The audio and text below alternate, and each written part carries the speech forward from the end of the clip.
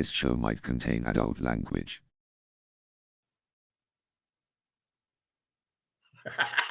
You better believe it. Good evening, ladies and gentlemen, and a warm welcome to the Red and Blue Review. My name is Nick Philpott. Do I want to be here? Probably not. Why are you here? Ask yourself, give your heads a wobble. I'm shortly going to be joined by the crew, and we're going to do something a little bit different this week, which I shall go into in a bit more detail when they come and join us. Holy Oak, good evening, mate. How are you? Evening all. I'm going to say I hope you're well, but I very much doubt it. Welcome back, Paul Gear, the real panel. How are you, mate? Hi, Nick. Yeah. I'm still pretty fuming from yesterday's events, but bearing up slowly. Good. We'll need that later on, mate. We'll need that later on. And by the way, good to see you yesterday, mate. Yep. Ian Nobel, good evening, sir. How are you? Good evening, Nicholas. Yes, I'm good. Good evening, everybody joining us in the chat. Really good to see everyone joining us. There's a lot of interest in this show, Nick. I don't know if you know, but in the ground yesterday, I think you said to me, I can't be bothered to do this show tomorrow night now. I think that was at 3-0. And I said, we've got to do a show. And here we are. We must be mad. I think we're bonkers.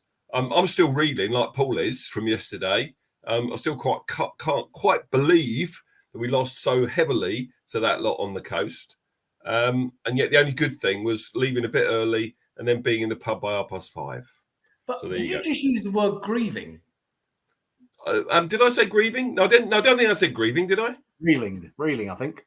Reeling. I said. You said reeling, because reeling, not grieving. It did feel when I left the ground. Grieving would be far too over the top for crying out loud. No, that's how I genuinely felt last night.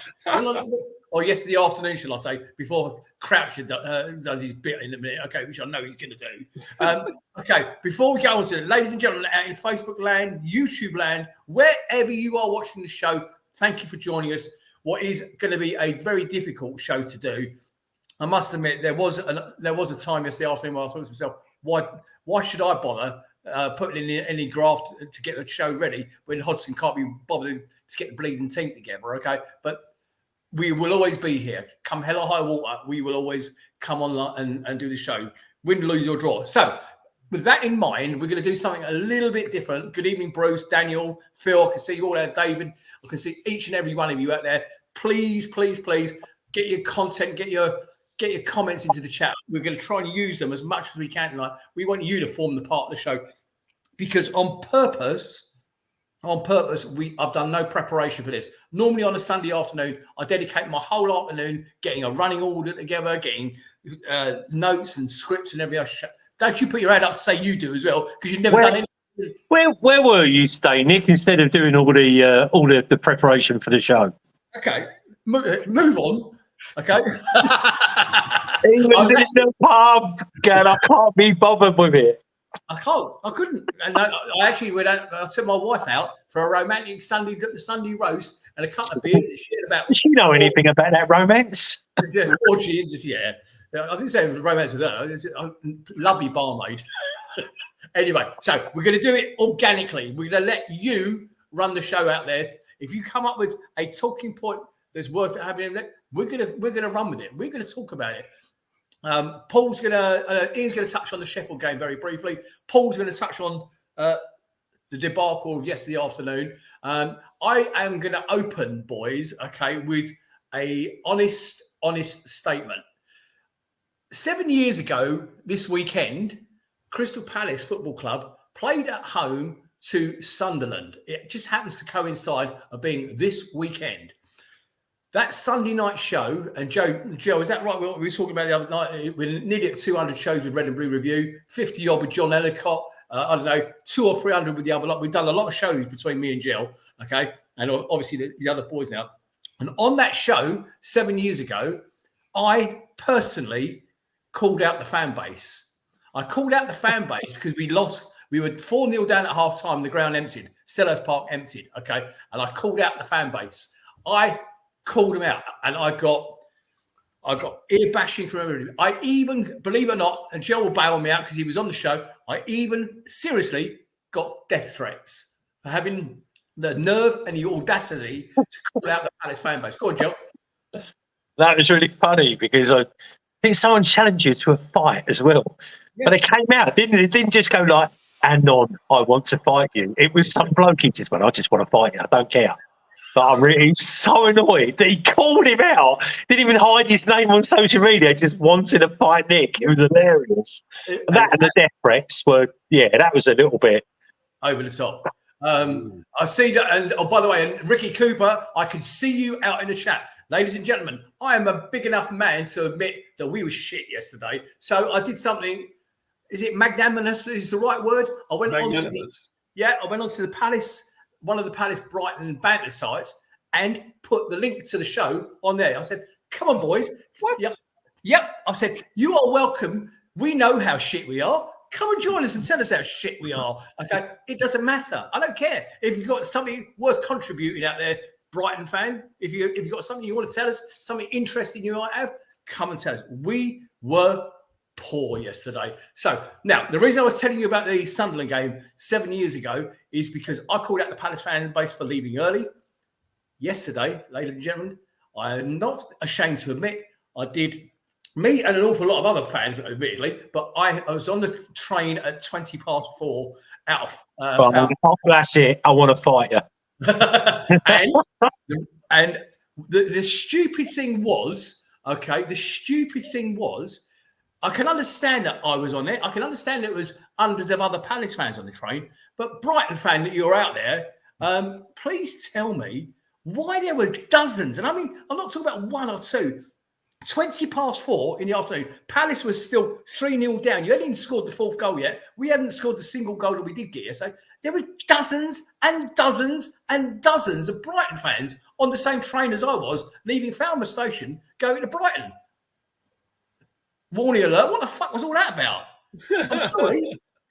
Follow your football team. You're successful. You're really good at what you're doing. We're really poor at what we're doing. Yet you lot were on the same train as I was getting out of Dodge City. What the hell was all that about? Anyway, so we're going to do the show unprepared, unscripted, absolutely, and we're just going to talk about how we're feeling. We're going to do the two games, get them out of the way, and then we're going to move on to what we're going to do next. Ian, did you want to make a point there? Was your hand up? No, I was just scratching my neck. Right, okay. Mark Callaghan, Nick, do you remember the legend Jim Cannon saying on the show, Anderson and Geehee are not physical enough and are not leaders? No, I don't remember saying that. Did he say that? It's a really good point, Mark. Yeah, I think he did, actually. I do remember that.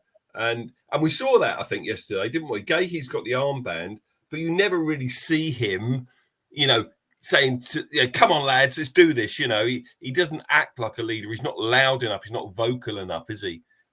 Imagine Mile Jedinak in that team yesterday. He would have been so different. Even Milivojevic as a captain in the midfield. We're lacking that leader. Absolutely. Good point, Mark. Yeah, well made, mate. Well made. Right, okay, so Tuesday night, and please don't get overexcited the fact that we're going to talk about a win, okay? Because we're going to talk about a win. Sheffield United. But I described them, and Ian just said it was unfair pre-show when we were off air that, why are we going to get excited about the fact that we beat a pub team?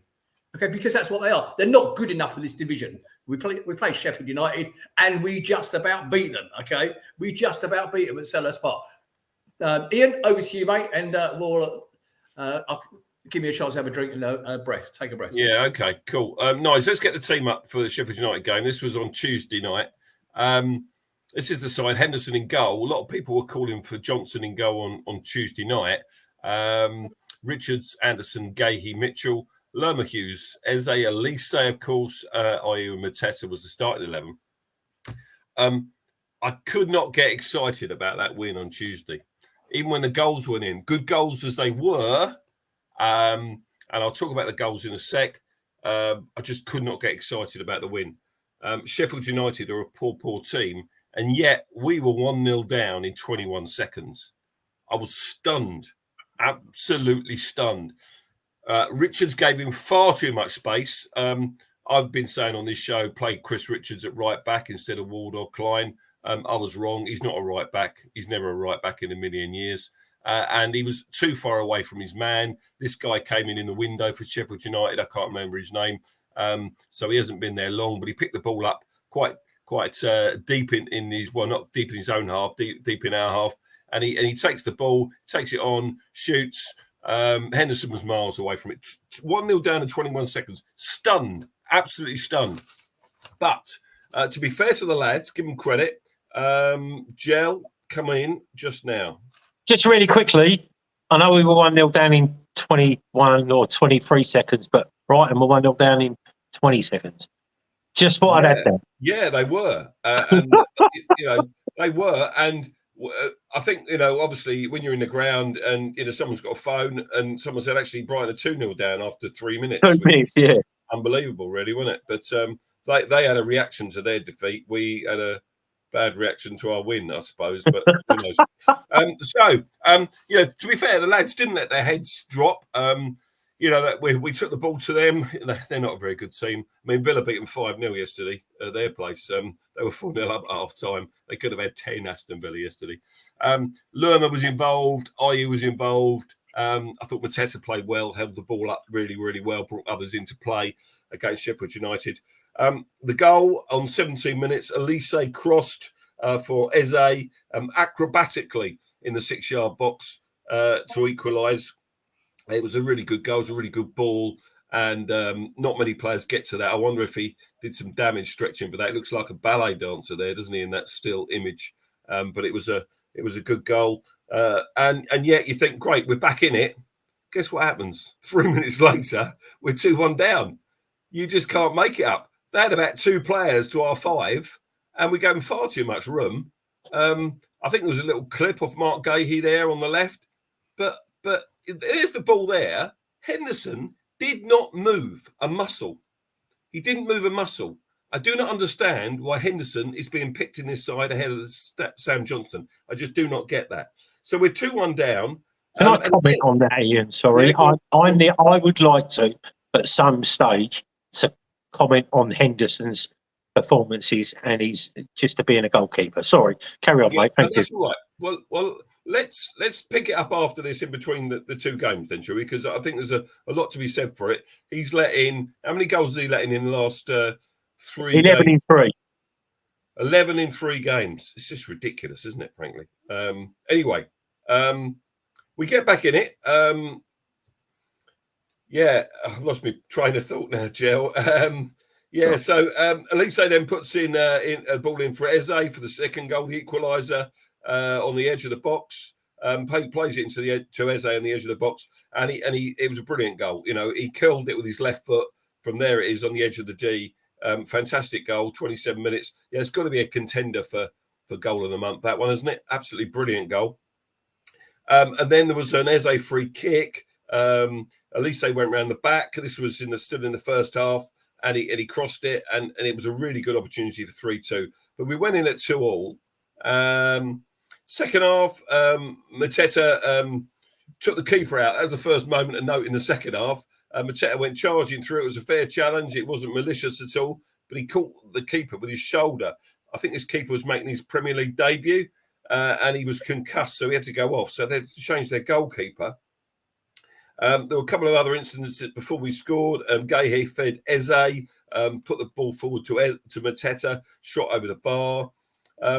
But the third goal, the winning goal, to make it 3-2, Elise started the move himself on the right-hand side. He played the ball into Mateta, who found him again with a reverse pass. And he's on the edge of the box, and he still had an awful lot to do here. And he caught the ball on the half volley. It bounced once between there and the goal, right in the corner, I think in off the post, to make it 3-2 on 67 minutes. And what a goal it was. If you thought Eze's was good, this one was even better, I thought. So, we scored some cracking goals in that game. So, although it's doom and gloom at the moment after yesterday, there were some really good goals. But as we said in our pre-show chat, really, we're a 2-man team. You take Eze and Elise out of that side, and of course, we took them out of that side in that game. Elise went off immediately after he scored. He sat down and he thought, I need to get off the pitch here and give myself a rest. And then Eze also went off. He had half a chance before he went off to make it 4-2. But we looked a shadow of the side once these two leave the pitch. And to be fair, in the last 10 minutes, we were hanging on. hanging on. When they hit the bar, I mean, my goodness me, once again, Dean Henderson didn't move a muscle, didn't even try to save it. He just stood there like a rabbit in headlights. And when before I was saying Sam Johnson should be picked ahead of him, I wasn't hating on Henderson, but now I'm beginning to. If that makes sense. So we were hanging on, and frankly, it was and there were about 10 minutes or 9 minutes of stoppage time or something at the end of the second half.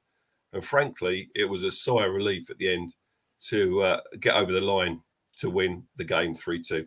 So there's my little analysis of that Sheffield United game, Nick. Thank you, mate. Appreciate that. Here's your stats. 53%. We're supposed to be the home team. 53% for us. 12 shots. 4 of them on target. 11 corners. Guess what? We never scored from one of them. Okay, again. Fouls committed. 8 against 17. Right. Thank you for that, Nige.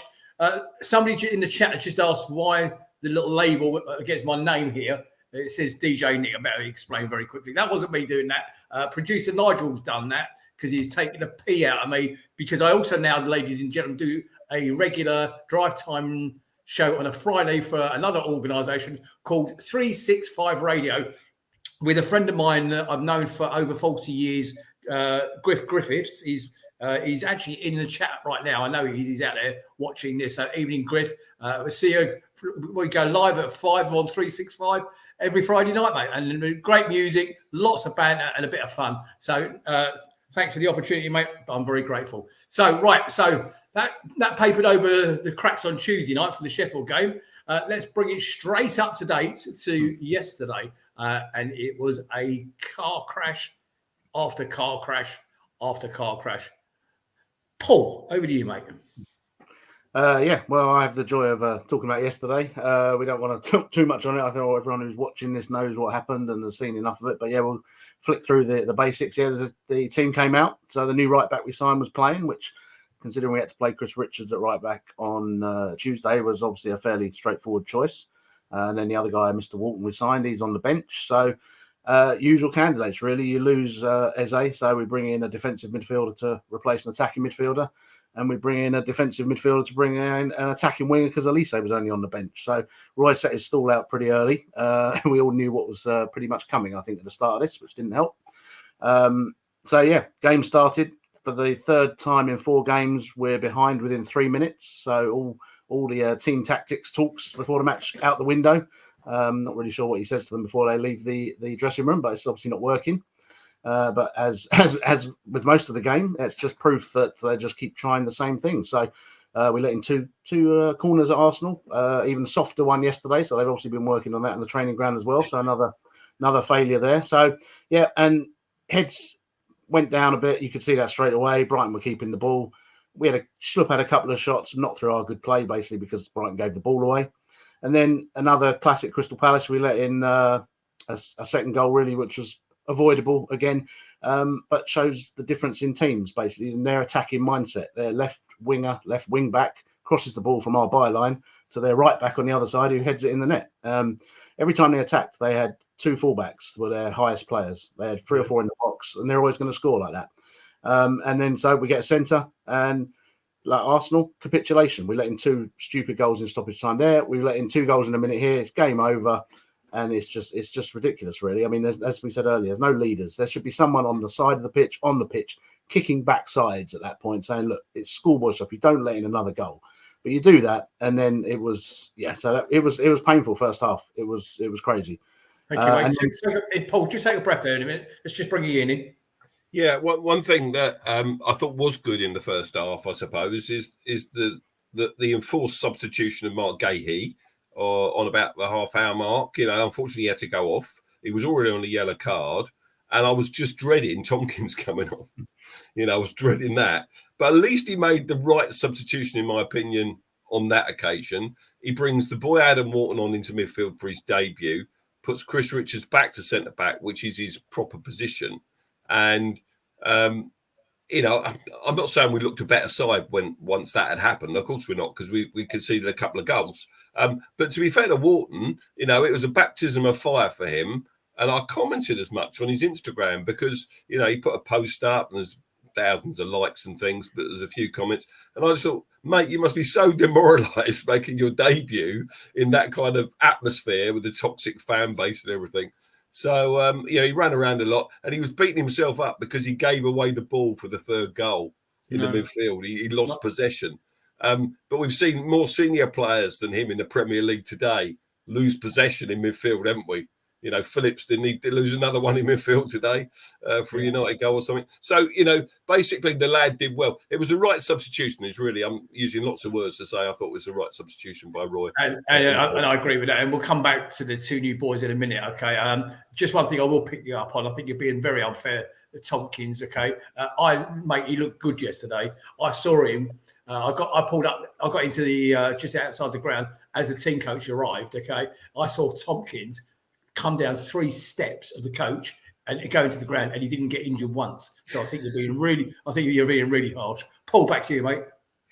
Yeah, so they go off at half time to a cacophony of boos, and it was from the fans that were still left. A number of fans did go at 3-0, and as I say, people's choice to leave early, and especially for that game because you're going to get locked in anyway. So be it. So and then half time, we're all there sort of in disbelief, standing at how poor the performance is, and then we see Michael Elise being warmed up, and I think the whole crowd as one were in disbelief because it was clear he was getting a big warm up. It was clear he was coming on, and you're just like, what is the point in bringing him on in a game you've already lost? You're 3-0 down. It's just not worth the risk.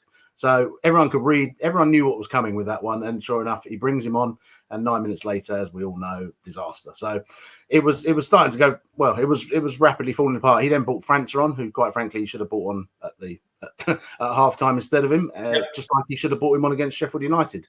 When Elise went off, you're taking off an attack-minded right winger. You've got one on the bench to replace him with. No, let's bring on Schlupp. It's the whole ridiculousness of it.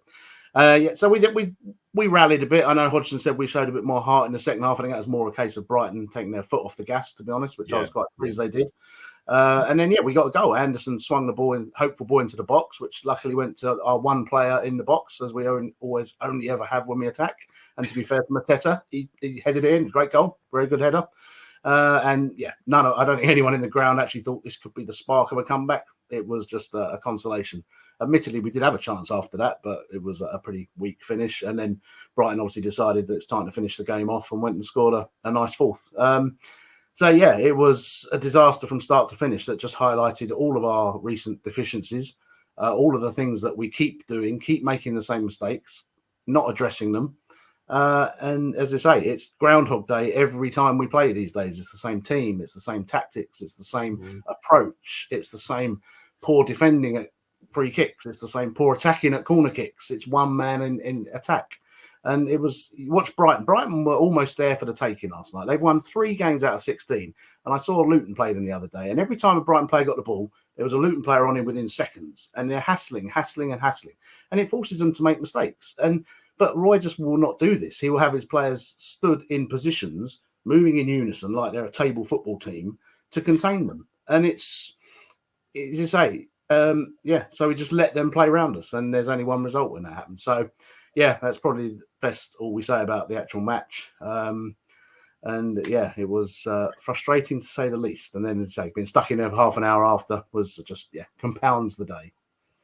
Thank you, Paul. And if you are watching out there, Weed fans, okay, let's be fair about it. You played better than we were. You couldn't have played any worse than we did. Congratulations on your win. You deserve it. Enjoy it. Nigel, can you put that message back up? That long message. Could you bring that back up? I'll do the stats in a sec. I think it's a valid point that somebody was just making, and I just missed it. It's just gone through too quick. And looks like he can't find it either. There it is. Why are people still defending Hodgson? He's lost the plot. How can any Palace be happy with how we are playing and the players that he keeps picking? For the first time in 30 years, I don't enjoy going to see Crystal Palace. Thank you, Stephen. Anymore. And I sort of get it, mate. It's hard to get yourself excited to go to a game. Even harder when we're going away from home. It's hard. I want to move on now to, I think we'll do the manager later, boys. I'll tell you what, let's do some positives out of the game. Let's do some positives first, Ian. Let's talk about the 2 new fellas. I thought I was Yeah, I was reading something completely untoward in the melee with the players and the fans after the game. Am I right in saying the new guy, Daniel Munoz, and his family were down there, and he was getting dogs abuse from our fans, okay, and his family were getting abused from our fans. Did I see that correctly, gents? I've seen that on social media. I don't know how much truth is in it, but there's got to be an element of truth in it, which is frankly disgusting and just unforgivable. You know, all right. There was a lot of fans had a go at the players. On what you saw, Paul, you were still there. I left after the fourth goal. I put my hand up, so I left about 10 minutes from the end. But you were still there, Paul. At the end, what did you see from that? Fair play to the players. I mean, we, as you and I, and we go every week, and it's a little thing at the end of each game. They come over and acknowledge us. They did. They came over. Fair play to them. They stood at the side of the pitch. They clapped us. They should have then turned around and walked away. The crowd were foaming at the mouth. There was abuse being thrown left, right, centre. They should have taken their lumps, turned around and gone off. But for some reason, Anderson saw red. He obviously saw someone was calling him out, and he walked into the crowd. So Henderson followed him, a couple of others did.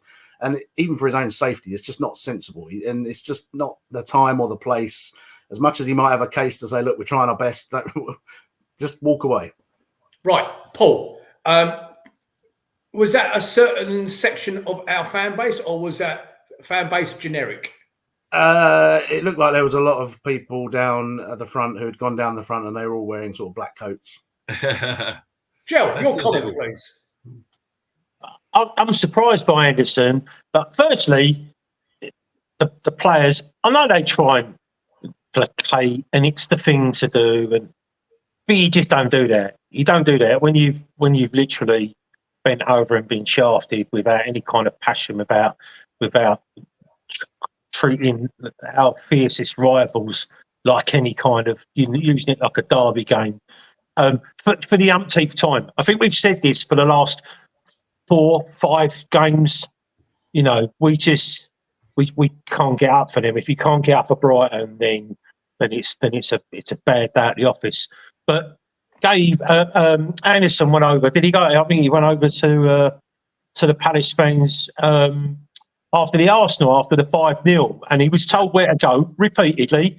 And then he got closer and was told where to go repeatedly, low by many, many people.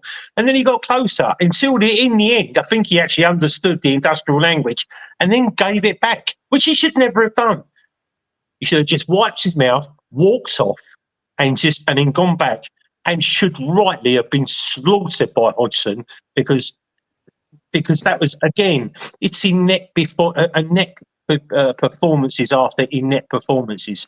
And the thing is, the players, they should know better. They should know better. If they go to the Brighton end, they get dogs abuse. If they come to our end after we've been slaughtered, they're going to get dogs abuse. Just do what most of the other Premier League players do, unless they've really had a great result and they're on a run and the fans actually want to applaud them. It's just applaud me halfway line. Thank you very much. Really sorry. Stick your hand up and then get off and go on. Because anything that they got yesterday, they deserved. And if they want to give it back, but they've got no reason to give it back. Absolutely no reason to give it back. They should have just walked off and took the hammering. And now they've been hammered by the papers. They've been hammered by fans here, there, and everywhere. They're getting hammered by everyone. They're stupid. They're fools to themselves. Okay, Yeah. I want to jump in. Let me just come in quickly. Joe, you're spot on in everything you've just said there. It's got to come from the top, though, isn't it? You know, you maybe get taken over by emotion. You want to go over and talk to the fans. You know, Anderson should have learnt his lesson at Arsenal for a start. It's only 2 weeks ago. Has he got a short memory? Has he forgotten? You know, has he got amnesia? You know, so Hodgson, as the manager, should have been saying to him, "You shouldn't be doing this." You know, go clap the fans by all means, but from a distance, and then get off that pitch. Okay, right. You're jumping ahead. You're jumping ahead of where I actually want to be tonight. Okay, so let me just jump in now because I'm going to give you. My job is to ask you guys questions, but I'm actually going to give you my opinion. Joe, I'll make you right nearly on everything you just said, except for one thing. Okay, one of those players that got abused yesterday was Munoz and his family. His family shouldn't be targeted in any way. This guy is brand new to the club. Wharton also made his debut yesterday. I don't think either of those should be ashamed of their performance. Okay, collectively, they're a team of players that just got stuffed by that lockdown on the South Coast. Okay, collectively, I get. Individually, they're wrong. Now, ladies and gentlemen, now, whoever's listening to this in the world, just a little bit of perspective here. Okay, we know that Michael Elise will be gone in the summer. Chances are Eze will be gone in the summer. Okay, what you are doing is you are targeting our best remaining players. I'll tell you now, Munoz will be a good player. Anderson is a solid defender. Yes, they've had some shit performances recently. I get all that. But think about your actions. I've even just read in the chat there that 2 of our own stewards got hurt in the melee at the front of the stadium yesterday. 2 of our own people. These are Palace fans. You're hurting. Yes, we've got Palace fans acting as stewards of the away game. I actually go when I shook one of them there. Yeah, go on, Joe. Pay your money. That's all you want. You can pay your money, Nick. If it's too bad, if the abuse is too bad, the Brighton Football Club have every right to go. He's just swearing all the time. Get him out, and the stewards will get him out. But listen, they won't, Joe. They won't. They're bottle jobs. Of course they won't. But what I'm saying is, don't get every people would say, look. I went to work yesterday. I'm pretty sure that loads of the people that went to that game could have gone to work yesterday and got paid. Right, but they didn't. They spent money, took the day off, didn't get paid. Spent money for the ticket, spent money on food, booze, train fare, petrol, whatever, right? And the ticket, they've spent a lot of money. It's probably a minimum of 100 quid to go to that game, right? And then to get treated to an abject performance like that. And it's not just that, it's time after time after time. And eventually, people just go, I've had enough. So what do you do? We don't live at the moment in a world where you can't say anything. That's coming, right? But at the moment, you have free speech and you have the right to call them an old dog on that pitch if that's what they've played like and had their asses kicked passionless in possibly the first or second biggest game of the season. You're allowed to give it to them. I don't care. If I'd have been there, they would have got more than out of me. Right. I wouldn't have stopped. I like Yara. I like Yara, but he was targeted because, as we've said before, after the Arsenal game, he walked up to the fans and he shrugged, which is not a good reaction. So he was probably being targeted more after this game. And he did the right thing at first. He stood 10 yards on the pitch, clapped, but he made a beeline. Someone obviously said something to him, and that's what went wrong. He should not professionally leave that pitch anyway, because you can see the fans are foaming at the mouth. They're fuming, and rightly so after that performance. Fans are allowed to express that.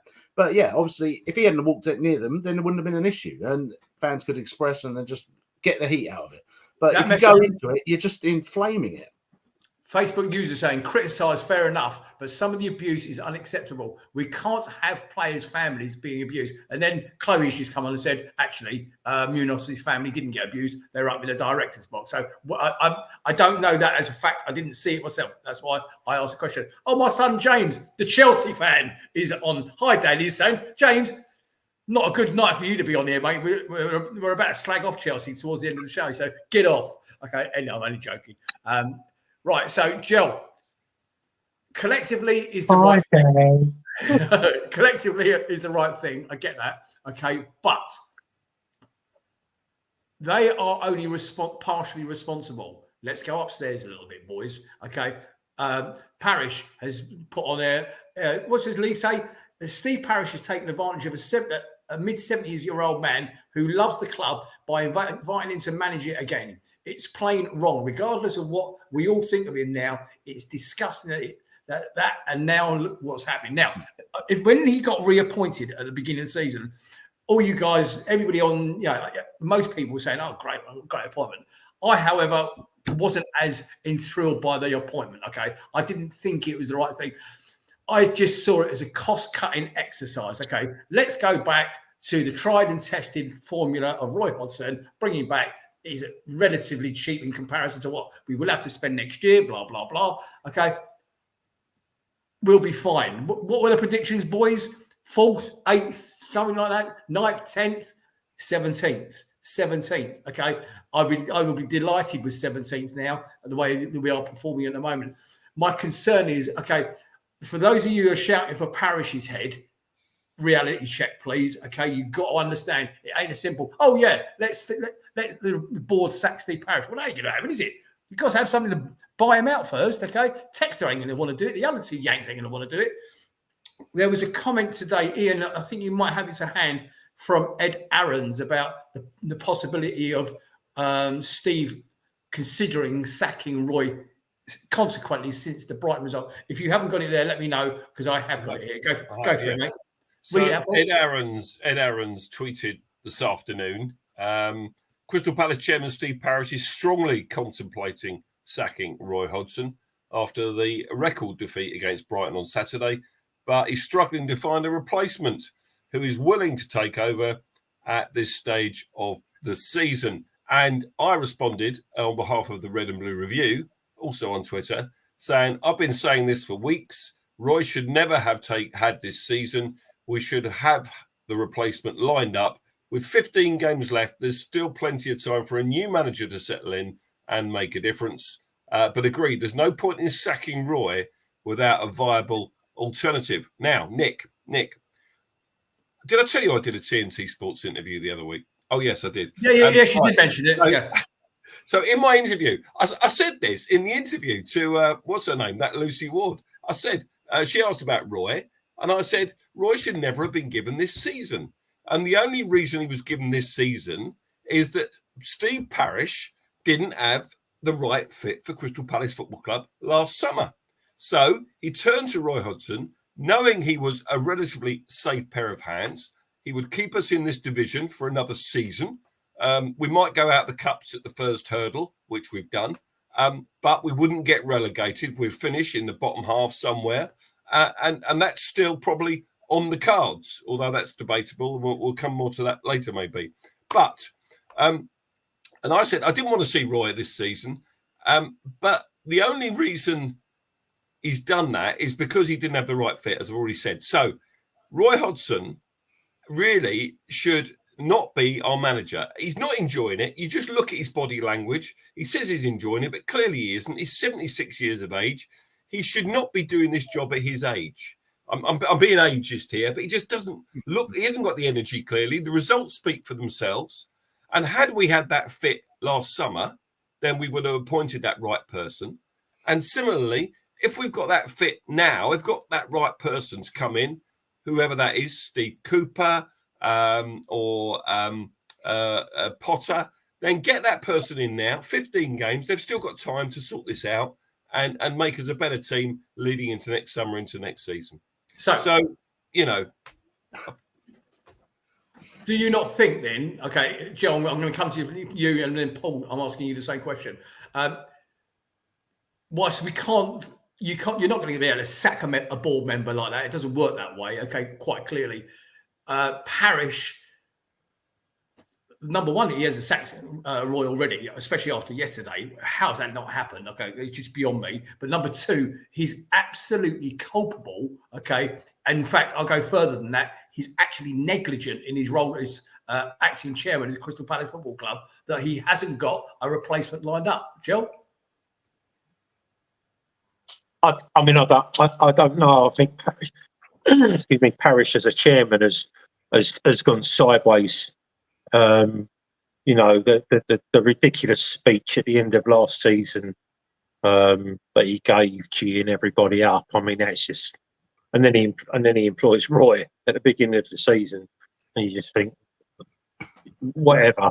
I mean, I just think that we're just on survival mode. We've been on survival survival mode at some stage every single season, and we, at most seasons we've had a 4 or 5 game run, which has taken us into the relative safety zone, and we've ended up, finishing 10, 11, 12, 14, but whatever. We end up being mid-table, and that's all anyone ever sees, and that's all anyone really wants.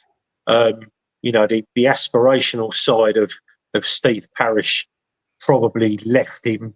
It left him 5 years ago, 6 years ago, when I think he himself realised that trying to survive in the Premier League with mediocre players wouldn't work, and then we've had ridiculous buys. You know, we go and spend overall the best part of £60 million on Ben Secchi, and he gives us 17 goals in one season and then 9 goals in the subsequent 4 seasons after, 130 odd thousand quid a week, and we paying 5 players over £100,000 a week, and then we have mediocre players on horrendous money. Some of the stories I've heard that I literally have been sworn to secrecy on. You know, I mean, I was shocked to find out that we have players on fantastic money, and then they also got appearance fees, regardless of whether they played 95 or 5 minutes of a game. And that would take, you know, it shocked me. I didn't think we were that. Overall, we just have our fan base is turning toxic by almost it's like a ritualistic situation that happens almost every single year, and we've managed to get out of it. This year feels different. This year really, to me, feels different. Thank you, mate. Could I just pick up something, Paul, before I come to you? David King in the chat. Good evening, mate. Thank you for your contribution. I'm grateful. You're correcting me, Nick. You are wrong. A chairman or director can be sacked by its shareholders. Not exactly what I meant by what I said. And I'm going to read you something that I picked up also from Ed Aarons today. It is understood that the Crystal Palace chairman has not consulted with the club's biggest shareholder, John Textor, over Hodgson's future since the Brighton defeat. The pair believed to not have been even spoken this week, despite being active in the closure of the January transfer window. But the American, who also owns French club Lyon, as part of his group of Eagle Football, is believed to have been in favour of Palace appointing a new manager for several weeks. Yet Parish still hasn't done it. In my book, that makes him culpable. Paul? Yeah, I mean, I didn't want Roy Hodgson to come back. I thought he was, and I think basically he's a sticking plaster. That was the plan for this year, because the silence is deafening from the club at this point. There should be things coming out, questions being asked, but I think they've got someone lined up for the summer. I think Gareth Southgate is his plan. I think he can't get him any earlier because he's going to want to do the Euros, and I think they're just desperately trying to hang on to Roy. Anyone, just keep that place in the Premier League and keep the seat warm for Gareth Southgate, which to me is a disaster anyway. He's just a younger Roy Hodgson. But yeah, so it's the first. Steve Parish should have woken up this morning, and his first question is, how is my manager going to turn this around? We've won 3 games in 16. So you have a look. You say, right, so is he going to change the personnel in the team? We know Roy Hodgson. No, he's not. It'll be the same team next week. Is he going to be more attacking? No, it'll be the same formation next week. Is he going to be more aggressive and passionate team out there, chasing every ball? No, he's going to be all zonal, putting police. And so the only thing you could possibly say that might change in Roy Hodgson's favour is if the injured players come back. Now, after yesterday, we know we can't even trust him to reintegrate them back into the team properly. So as a chairman this morning, you've got to be sort of saying, well, we've won 3 in 16. He's not going to change anything. So what's going to change? And that should be catalyst enough for him to sack him out the door. I see people in the chat talking about compensation and payoffs. We don't even need to do that. He's only got 4 paydays left, I think. You might as well just put him on gardening leave. Say, Roy, don't come in on Monday. Just sit at home for the next 4 months, take your money. And it's no point. That's all this thing about, and we should have a plan in place. If Roberto De Zerbi went to Liverpool tomorrow, Brighton would have 3 or 4 candidates on our list ready to go and approach. We haven't got anyone. And to be fair, if we did go to someone, they said, I'm not really interested in 15 games. Yeah, they can sod off then. We want people who are up for the challenge and want to go for it. But he should never have been here in the first place. And this is half the problem. But we know Hughes will play next week. Schlupp will play. And this is the problem. This is what the fans have a problem with. We are repeating the same mistakes every time. We're not even trying to address the problem. Maybe it's if he played França, if he played a Hamada, you could almost give him a bit of leeway because he's trying different things, trying to change the cycle. But it's not. It's just Groundhog Day, and this is why. That's why I love having you on this show every week, mate. Well said, really good. And somebody in the chat has just said Southgate is just a clone of Hodgson, and I absolutely echo that. Okay, Ian. So, Paul, I think we're all agreed that Roy Hodgson has to go. I don't think anyone is saying in the chat or any of us are saying, "Oh, we need to keep Roy Hodgson." We all want him gone, all right? Yeah. But at what cost? How do you get rid of him if you haven't got a replacement? Do you get rid of him and just sack him and say, "Don't come in on Monday," and stay at home on gardening leave for 4 months if we haven't got a replacement manager? Yeah, but that's not the point. Ian, I'm asking Paul the question. Hang on. Yes. Yeah. If there's no one in this club who can take this club on yes, it's got to be a temporary basis because we have to go and find someone else. Okay, so who takes charge of first team affairs? Paddy McCarthy. I'm not sure about Paddy. He came out last only as a make way while we're waiting for. I mean, it doesn't matter. Okay, this is an important debate, Nick. This is an important debate. I agree, but the toxicity is against the manager. The most important key to this, the main element of this, is removing him out the club. It doesn't matter if we've got somebody to replace him with at the moment. It's got that bad, Ian. It does. It matters terribly. You've got to have a replacement. You can't just sack him. You've got to look at the two options. What's going to change if you keep him? What can we do worse? How can we do worse? Yes, okay. People say we've won 2 of the last 4. We beat a completely out of form Brentford who didn't have Ivan Toney. We've beaten a pub team, as you called them, as Sheffield United. The only other team we've beaten. We still beat them. Yeah, but the only other team we've beaten in 5 months is Burnley. We've played the last 15 games. I think we've won 3. We've got 15 games left. Is it? I think. What is going to change with Roy Hodgson to make us win more than the 3? Because we need to win more than 3 games, really. So okay, you're right. You can't bring in a permanent manager, fine. But if there's not someone at this club who can step into the breach for 2-3 weeks until we do find someone, then it just proves even more. Okay, all right. So that's interesting. You think 2 or 3 weeks. So I would take Paddy McCarthy for 2 or 3 weeks, but you still then need to find a permanent manager for the last 12 games. Correct. If you haven't got that person, you can't sack Roy. You really can't. If there's no Potter, if there's no Cooper, if there's no Matey, whatever he was at Wolves, you can't then sack Roy Hodgson if you haven't got a replacement for him. There are managers in the Championship. There are probably managers in foreign clubs whose seasons are over. Guys, I want Joe to make. I need Joe to make his point. Actually, Tony in the chat before we move on. Okay, you're way wrong, mate. So why is there so many people? 119 people at that time watching this show. Tony, you're looking at the wrong figures, mate. You're only reading the Facebook figures. You're not watching the combined. There's in excess of over 200 people watching this live show. And I'm grateful to each and every one of you, whoever you support and wherever you are watching in the world. Thank you. Jill. I completely agree with Paul. I think that there is someone out there. Listen, Roy Hodgson's bonus to keep us in the Premier League must be 7 figures. If he gets sacked, he isn't going to get that. He's just going to get, and we that money is ring fenced to give him if we survive. We can use that money plus his wages or whatever. And I mean, I saw Mark Callaghan say Big Sam. I don't think Big Sam's the answer because he would then he would do exactly the same as Hodgson and use tried and tested players without risk. Which, to be honest with you, at the moment is probably what we do need, but we don't have the depth to even change what's going on now unless we use the kids.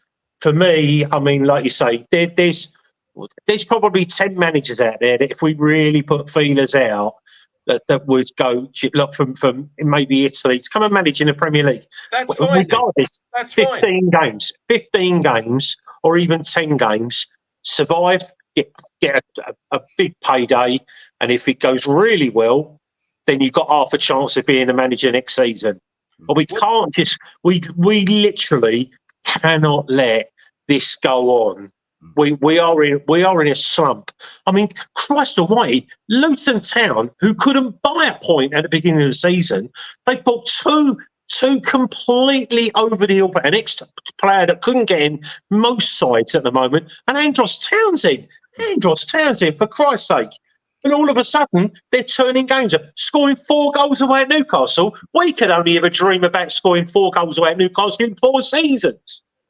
It's just a joke. We are becoming a joke. We have become stale, completely stale. And we've had Hodgson for 5 years of the last 10. No one disagrees with you, Joe. No one disagrees with what you're saying. All right, okay. If I'm not. I just want to respond to a couple of people in the chat that said, "Am I happy to see Roy stay if we're going to lose 5 goals every game?" And all the rest. Of course, I'm not happy to see Roy stay. I've never said that. All I'm saying is we need a replacement. And you're saying, and people are saying in the chat, and you're saying there must be 10 managers out there that are happy to come here. Well, go and get them then, Steve Parrish. All right? Yeah. He hasn't. That's the point. Replacement. He hasn't, Ian. And that's the point, Paul. Money talks in this. If Hodgson's on a bonus, as Gel says, if you go to most managers and say, look, as we said, you've got 15 games, you keep us up, there's your bonus. You get a lot of money. And then you can revisit in the summer. If it's gone well, they may want to stay. It's a trial period. If it goes wrong, you're starting from scratch again anyway. But it's we can't carry on as we are. As Gel rightly said about Luton. But the thing is, it's about mindset. Luton Town manager, I heard him interviewed the other day. He said, look, we haven't got the best players in the division. We haven't got the best team in the division. So we're going to attack the division with what we got. They've scored 8 goals in the last 2 games because they try and score goals. I said to you yesterday, Ian, I said when Tariq Lamptey, the left back, was the furthest player forward, I said, Brighton, they've been losing games. They lose games trying to win them. We lose games trying to not to lose them. Now, if we're going to go to Arsenal and Brighton and lose 5-0, 4-1, let's go lose 5-0, 4-1 trying to attack. Not let's go lose 5-0, 4-1 trying to defend. It's ridiculous. And you never know. This team, you let it off the leash like it did at the end of last season. It can score. Yeah, absolutely. But if sit back, it's not going to happen under Roy this time. All he's going to try and do for the next 15 games is nullify the opposition. And that's just want to inject. I would just like to inject a little bit of light-hearted 2 minutes into this. Normally, as a kid, whenever anything really badly went wrong, I watched one of my Sunday lunchtime TV programs as a kid. I love watching International Rescue. So perhaps we need to call International Rescue and see if they can help us. I don't know if we've got a slide that might help us with the International Rescue Night. And there they are, International Rescue. Oh, look at that. Look at Ian Noble in the middle, everybody. If you haven't seen this slide. Apparently I'm brains because I wear glasses, but I'm stereotypical that, and you wear glasses, you get to be told that your brains. And what made me laugh is that Fergus is Parker, the chauffeur. He doesn't drive anywhere. I can drive him everywhere. I thought that was brilliant, and that, of course, is in link to our fans advisory board, Tim Richards, who we're very proud of. He's got his first meeting. Joe, I'm coming to you next. He's got his first meeting this week. He would like you, ladies and gentlemen, if you'd be so kind, if you've got anything pressing, apart from the obvious that we've already discussed this evening, if there's anything that you think is absolutely vital, he would like you to email him at timcpfcfab@outlook.com. That's timcpfcfab@outlook.com. Obviously, make it relevant to the club. It's, the boys have already intimated that Brighton's Fab crew aren't actually making any difference to what's all they've managed to achieve so far is for the disabled toilets to stay on a few seconds longer than they were previously. That's all they've managed to achieve. So let's not get it as trivial as that. If you've got something vital that ticketing, I think is really important. The ticketing debacle at the club. Just drop Tim a message on that email. Joe, you wanted to make a point. I just see a message that Aaron Mears is our Melbourne correspondent. That he said in 27 years he's never felt so despondent being a Palace fan. Nick, you know how I feel. The last 4 years has been a real chore. I get offered tickets all the time to go to Palace and choose not to go because it just I've got so down about it, about the way that the club isn't in 10 years. Our club has changed from the family club that we all knew and loved, where you could relate to a lot of the players, where you could relate to the playing staff, to the people working behind the counters, to just rebelling against all the new stadia because we had our crappy little ground that we owned, and we didn't have much infighting. We didn't have fighting between the fans. We didn't have discord. We didn't. Our club has just feels like it's just become a toxic just advertisement for the Premier League.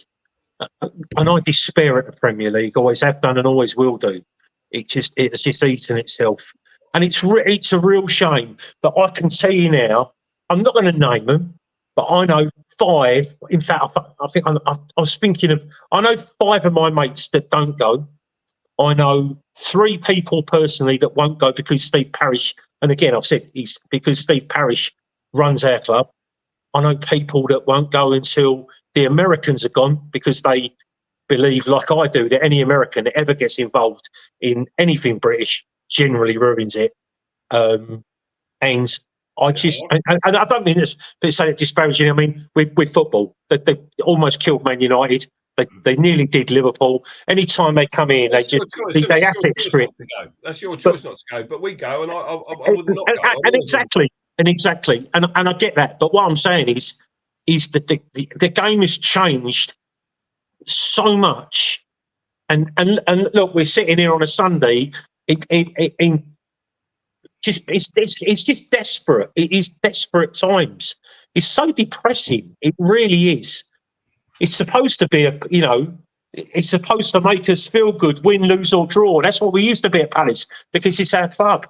But now it's just changed beyond comprehension for me. Well, I mean, can you imagine if we were Sheffield United on 10 points? Can you imagine what we'd be like? We'd be slitting our wrists, wouldn't we? I know. Yeah, no, I get it. Well, we're not far away from that, and we're not. Okay, right. I just want to welcome somebody onto the page. Okay, there is a Brighton fan watching this, and I'm Stephen Cribb. I know you from your the banter page, okay, because I'm obviously quite a regular on there as well. Thank you for your contribution. I appreciate it, and I appreciate you haven't put any laughing faces emojis at the end of your message, and I'm grateful for it. Brighton invitee here. I agree with Paul. Just give it a go. You are better than your results. If they lose, if they lose, but at least try. The fans will respect it, and your contribution is worth having on the show, mate. And I appreciate it. Like I said, I also appreciate that you didn't laugh at our crappy performance, Paul. I think one of the biggest frustrations is 2 years ago we had a progressive team trying to attack, pushing for the top half, heading for the FA Cup semi-final at Wembley, and we have somehow seemingly deliberately gone back to the time before that we had made a deliberate, conscious decision to walk away from. And we're back. We've gone back 3 years, and we are in the same boat we were with Hodgson before. Yes. And it's our the frustration is our own self-doing. This is the thing, and this is the thing. As we say, we want to see attacking football. As long as I see a team on the pitch trying to win the game, you can forgive defeats. But it's as Jill says, it's draining at the moment. Well, I've missed 2 league games in 3 years, and I was driving home last night thinking it's a good job I bought my Everton ticket, because if I hadn't, I might even consider watching it on the box. But yeah, we do it because we love it, but it's hard at the moment. It's very hard, right? And so that's our 4 opinions of what's going on at the club. But we do have another member of our team, Ian Lyons, is on holiday somewhere, and he sent you, ladies and gentlemen, out of Facebook land and YouTube land, he sent you a little clip, and these are his thoughts very quickly on what's going on. Hello, this is your Red and Blue Review correspondent from deepest, darkest Costa Rica. After yesterday's game, I may be going missing for some while. I'm heading off into the rainforest. But seriously, the worst defeat handed to us by them in almost 70 years is enough to drive anyone to these lengths. I hope by the time I emerge from the rainforest that we have new management. That is all. I may be gone for some time.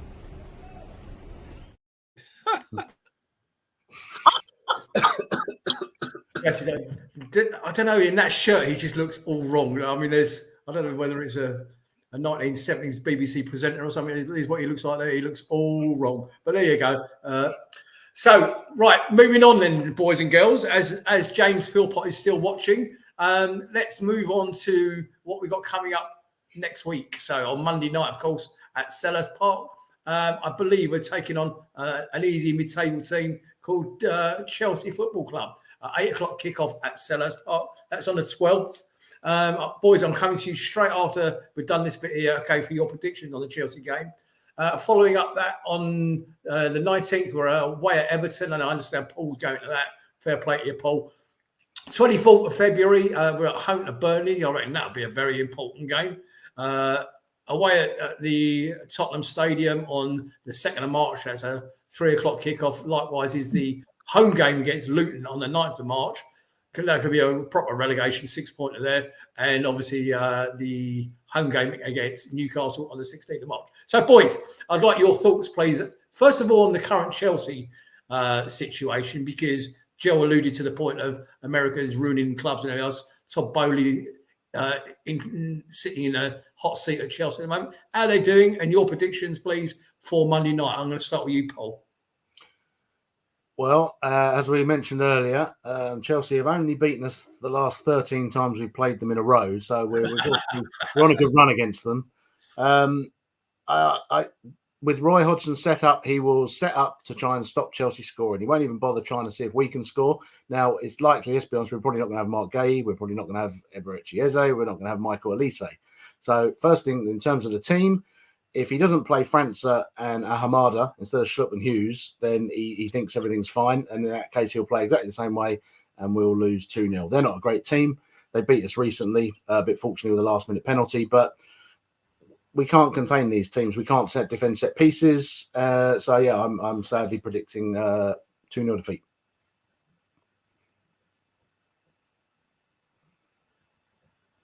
Sorry, Ian. Oh, okay.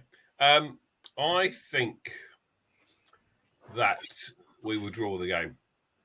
I think it'll be 1-1 or 2-2 or something like that. Probably 1-1. We won't score 2 goals. But, you know, it's potentially going to be very toxic. You know, if it is very defensive, even if we don't lose, you know, it's still going to be toxic. You know, there's still going to be people calling for Roy's head. And I just hope it doesn't get out of control. You know, it's going to be an interesting one. They're not very good. I haven't seen their game today. I know they lost 4-2 home to Wolves, which is a terrible result for them. But, you know, clearly they're not in a very good run of form either. So it'll be sort of interesting. But if you look at how much money they've spent compared to how much money we've spent, they've got world-class players. They're just not gelling as a team either. We're not gelling as a team. It's hardly an advert for Sky Football, is it really, on a Monday night? It really is. Exactly. Thank you, mate. Joe, your thoughts, please, on Monday night? Lose 2-1. And like I said, both sets of fans, I think, will be going after their balls. You can expect a lot of anti-club. The fans will just be there to protest, I think. I can't see us getting anything out of it. I think I think we'll be far too many players missing. And I can't see Roy playing the 3 kids that we want to play. So, yeah, I think we'll get done 2-1. I think, like I say, we're just on the slide at the moment. And it's going to be tough to get off it. Okay, very quickly, Ian. Yeah, Joe mentioned earlier about he wanted to talk about Dean Henderson. Surely Sam Johnson is going to be back in goal on Monday night. 100%. And I'll tell you, I will be livid if he's not, because at the moment, Henderson has got no confidence. He's letting in goals. He's not moving, as I said in my Rats report of the Sheffield United game. And we need Sam Johnson in goal for the Chelsea match. Jill? Yeah, we've had this discussion. I mean, listen, Nick, I said to you about a month ago, I wanted to go after him, and I never got to. I was never able to during the show. I'm not sure, but I would guarantee that for the 11 goals he's conceded in the last 3 games, someone go back and have a look at them.